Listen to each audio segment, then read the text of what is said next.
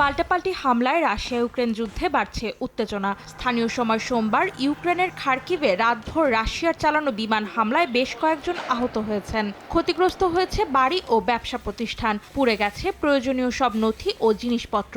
স্থানীয় প্রশাসন জানায় আহতদের মধ্যে বেশিরভাগই বয়স্ক ও শিশু। মঙ্গলবার ওডেসার কৃষ্ণসাগর বন্দরে চালানো রুশ ড্রোন হামলায় কয়েকটি আবাসিক ভবন ও গাড়ি ক্ষতিগ্রস্ত হয়। ইউক্রেনের বিমান বাহিনী জানায় তারা ৬৫টি ড্রোন ভূপাতিত করেছে, তবে এ সম্পর্কে কোনো মন্তব্য করেনি মস্কো।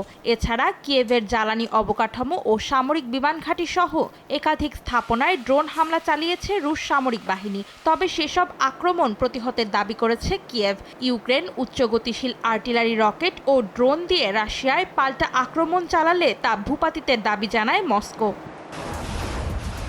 এদিকে ইউরোপে গ্যাস সরবরাহ অব্যাহত রাখতে আগ্রহী রাশিয়া। মঙ্গলবার ক্রেমলিনের এক মুখপাত্র জানান, ইউরোপীয় কমিশন একটি বিবৃতি জারির পর তারা প্রাকৃতিক গ্যাস সরবরাহের বিষয়ে ইউক্রেনের সঙ্গে আলোচনা চালিয়ে যাওয়ার পরিকল্পনা করেছে। চলতি বছরের ১ জানুয়ারি গ্যাস পরিবহন চুক্তির মেয়াদ শেষ হওয়ার পর ইউক্রেন এটি নবায়ন করতে অস্বীকৃতি জানালে কিয়েভের মাধ্যমে বন্ধ হয়ে যায় ইউরোপে মস্কোর গ্যাস সরবরাহ।